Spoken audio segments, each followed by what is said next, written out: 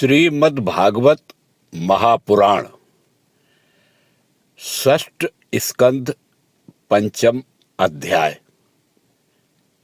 ओम नमो भगवते वासुदेवाय।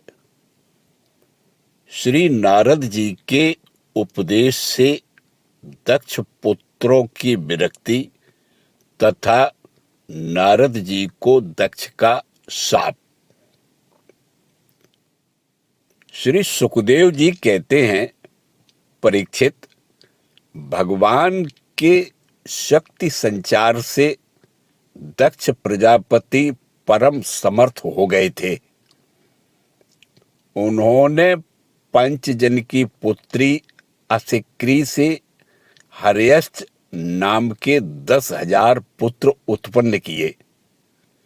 राजन, दक्ष के ये सभी पुत्र एक आचरण और एक स्वभाव के थे।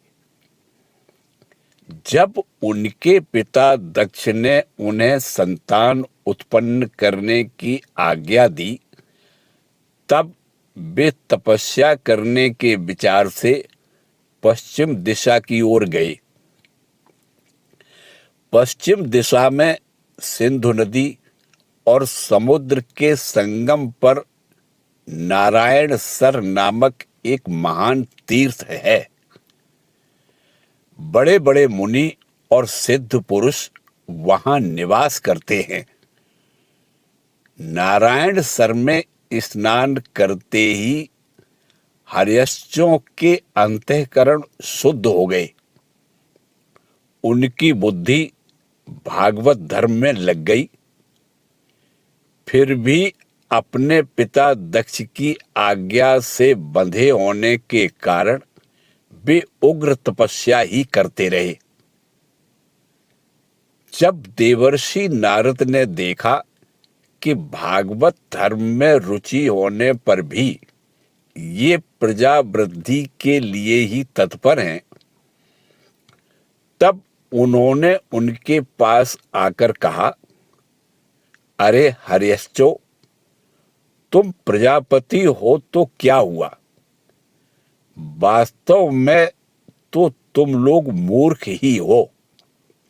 बताओ तो, जब तुम लोगों ने पृथ्वी का अंत ही नहीं देखा, तब सृष्टि कैसे करोगे? बड़े खेद की बात है। देखो, एक ऐसा देश है जिसमें एक ही पुरुष है। एक ऐसा बिल है जिससे बाहर निकलने का रास्ता ही नहीं है। एक ऐसी स्त्री है जो बहुरूपिणी है। एक ऐसा पुरुष है जो व्यभिचारिणी का पति है। एक ऐसी नदी है जो आगे पीछे दोनों ओर बहती है। एक ऐसा विचित्र घर है जो 25 पदार्थों से बना है।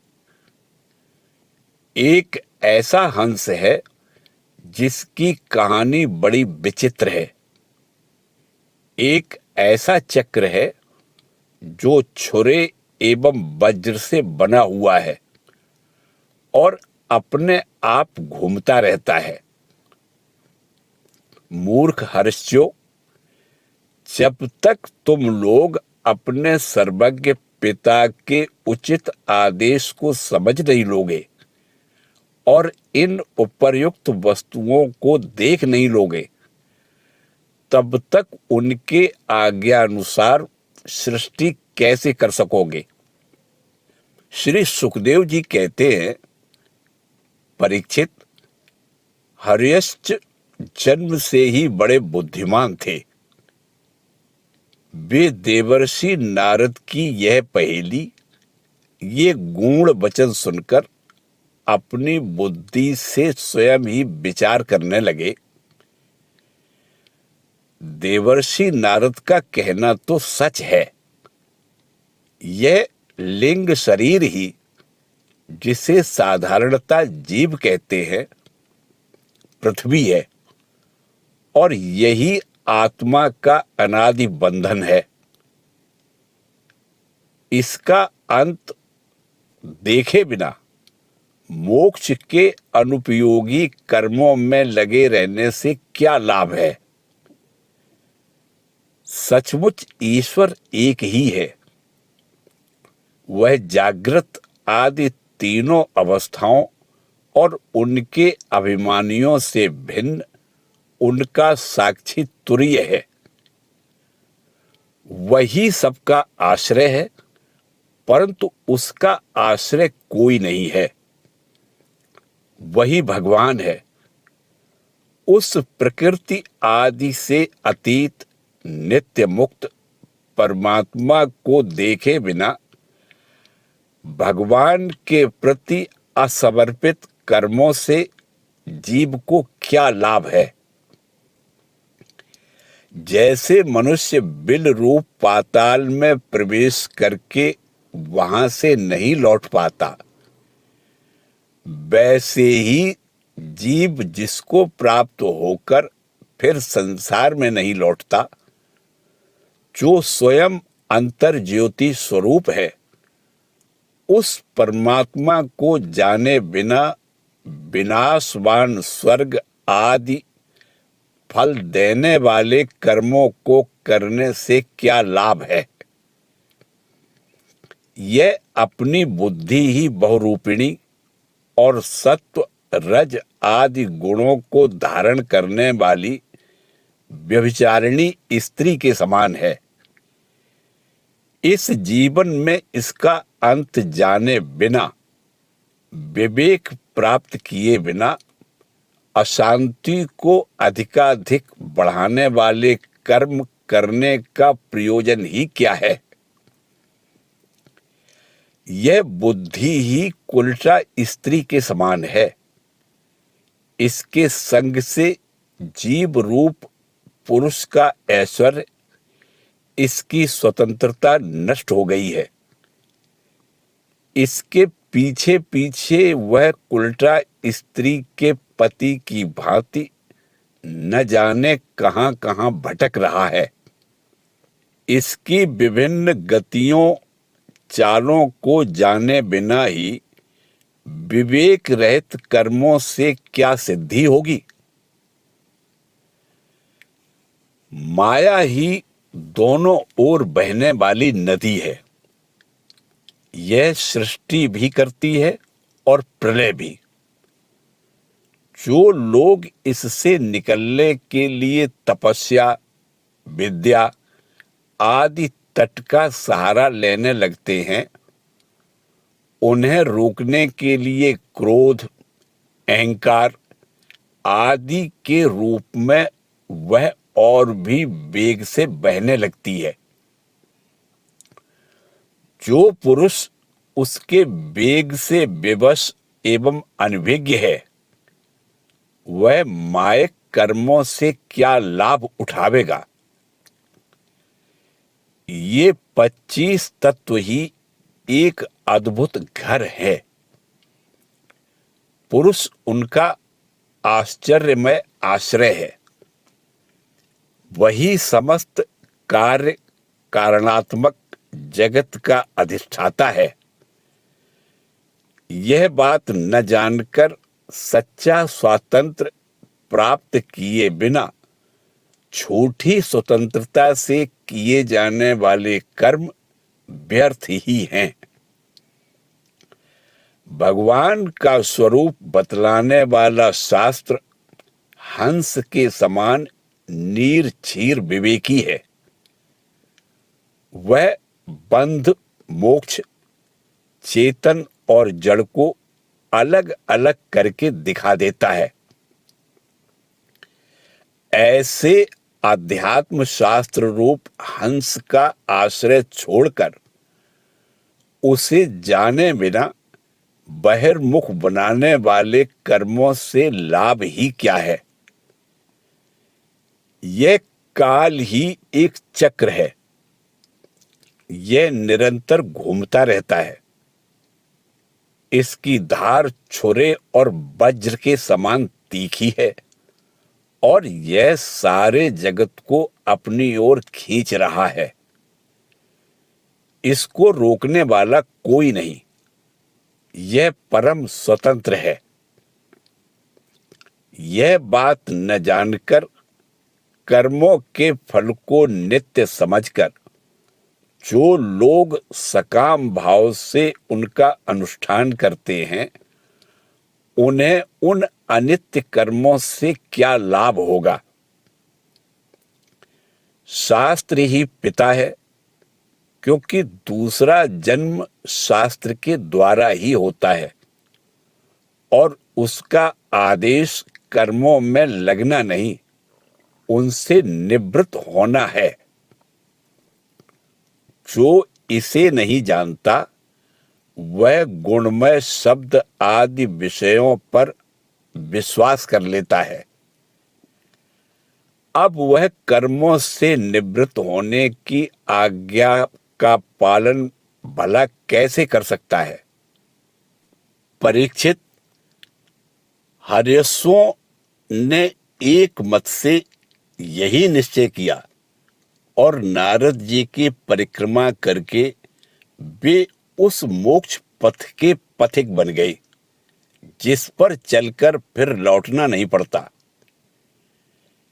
इसके बाद देवर्षि नारद स्वर ब्रह्म में संगीत लहरी में अभिव्यक्त हुए भगवान श्री कृष्णचंद्र के चरण कमलों में अपने चित्त को अखंड रूप से स्थिर करके लोक लोकांतरों में विचरने लगे। परीक्षित, जब दक्ष प्रजापति को मालूम हुआ कि मेरे शीलवान पुत्र नारद के उपदेश से कर्तव्यच्युत हो गए हैं, तब वे शोक से व्याकुल हो गए। उन्हें बड़ा पश्चाताप हुआ। सचमुच अच्छी संतान का होना भी शोक का ही कारण है। ब्रह्मा जी ने दक्ष प्रजापति को बड़ी सांत्वना दी। तब उन्होंने पंचजन नंदिनी असिक्री के गर्भ से 1000 पुत्र और उत्पन्न किए। उनका नाम था सबलाश्व।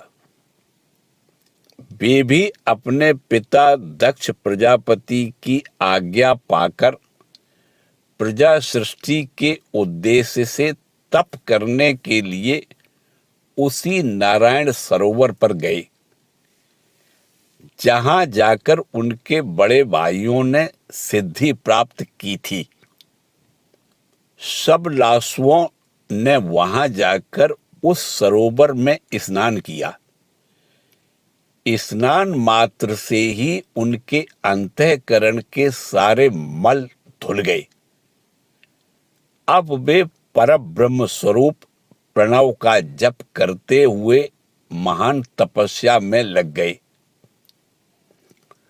कुछ महीनों तक केवल जल और कुछ महीनों तक केवल हवा पीकर ही उन्होंने हम नमस्कार पूर्वक ओंकार स्वरूप भगवान नारायण का ध्यान करते हैं, जो विशुद्ध चित्त में निवास करते हैं, सबके अंतर्यामी हैं तथा सर्वव्यापक एवं परम हंस स्वरूप हैं। इस मंत्र का अभ्यास करते हुए मंत्राधिपति भगवान की आराधना की। परीक्षित, इस प्रकार दक्ष के पुत्र सबलाश्व प्रजा सृष्टि के लिए तपस्या में संलग्न थे।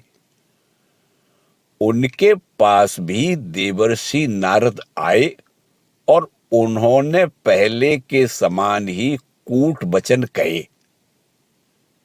उन्होंने कहा, दक्ष प्रजापति के पुत्रों, मैं तुम लोगों को जो उपदेश देता हूं उसे सुनो।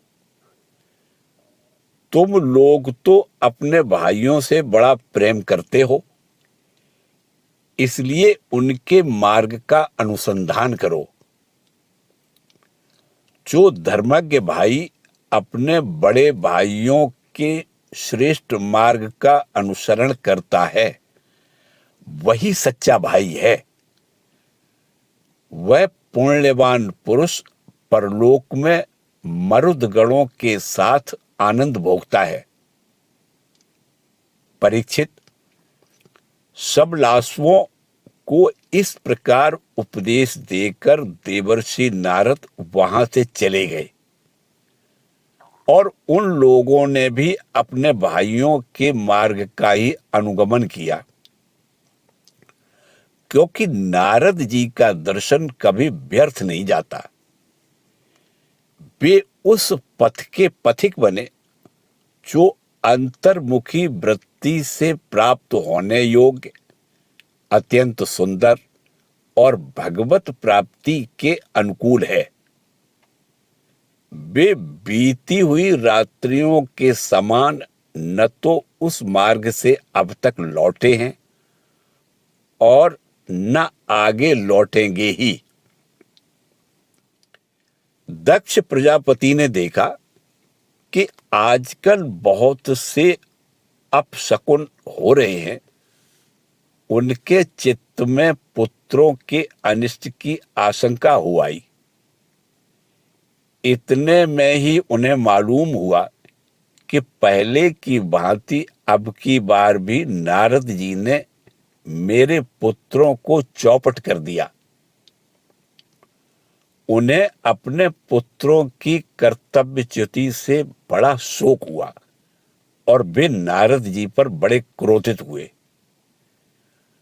उनके मिलने पर क्रोध के मारे दक्ष प्रजापति के होठ फड़कने लगे और वे आवेश में भरकर नारद जी से बोले। दक्ष प्रजापति ने कहा, ओ दुष्ट, तुमने झूठ मूठ साधुओं का बाना पहन रखा है। हमारे भोले भाले बालकों को भिक्षुकों का मार्ग दिखाकर तुमने हमारा बड़ा अपकार किया है। अभी उन्होंने ब्रह्मचर्य से ऋषि ऋण, यज्ञ से देव ऋण और पुत्रोत्पत्ति से पितृ ऋण नहीं उतारा था। उन्हें अभी कर्म फल की नश्वरता के संबंध में भी कुछ विचार नहीं था, परंतु पापात्मन, तुमने उनके दोनों लोकों का सुख चौपट कर दिया। सचमुच तुम्हारे हृदय में दया का नाम भी नहीं है। तुम इस प्रकार बच्चों की बुद्धि बिगाड़ते फिरते हो। तुमने भगवान के पार्षदों में रहकर उनकी कीर्ति में कलंक ही लगाया। सचमुच तुम बड़े निर्लज्ज हो। मैं जानता हूं कि भगवान के पार्षद सदा सर्वदा दुखी प्राणियों पर दया करने के लिए व्यग्र रहते हैं, परंतु तुम प्रेम भाव का विनाश करने वाले हो। तुम उन लोगों से भी बैर करते हो जो किसी से बैर नहीं करते। यदि तुम ऐसा समझते हो कि वैराग्य से ही स्नेह पास विषयासक्ति का बंधन कट सकता है, तो तुम्हारा यह विचार ठीक नहीं है, क्योंकि तुम्हारे जैसे झूठ मूठ वैराग्य का स्वांग भरने वालों से किसी को वैराग्य नहीं हो सकता। नारद, मनुष्य विषयों का अनुभव किए बिना उनकी कटुता नहीं जान सकता। इसलिए उनकी दुख रूपता का अनुभव होने पर स्वयं जैसा वैराग्य होता है, वैसा दूसरों के बहकाने से नहीं होता है। हम लोग सतगृहस्थ हैं, अपनी धर्म मर्यादा का पालन करते हैं। एक बार पहले भी तुमने हमारा असह्य अपकार किया था, तब हमने उसे सह लिया। तुम तो हमारी वंश परंपरा का उच्छेद करने पर उतारू हो रहे हो। तुमने फिर हमारे साथ वही दुष्टता का व्यवहार किया। इसलिए मूढ़, जाओ, लोक लोकांतरों में भटकते फिरो। कहीं भी तुम्हारे लिए ठहरने को ठौर नहीं होगी। श्री सुखदेव जी कहते हैं, परीक्षित, संत शिरोमणि देवर्षि नारद ने बहुत अच्छा कहकर दक्ष का शाप स्वीकार कर लिया। संसार में बस साधुता इसी का नाम है कि बदला लेने की शक्ति रहने पर भी दूसरे का किया हुआ अपकार सह लिया जाए। ओम नमो भगवते वासुदेवाय।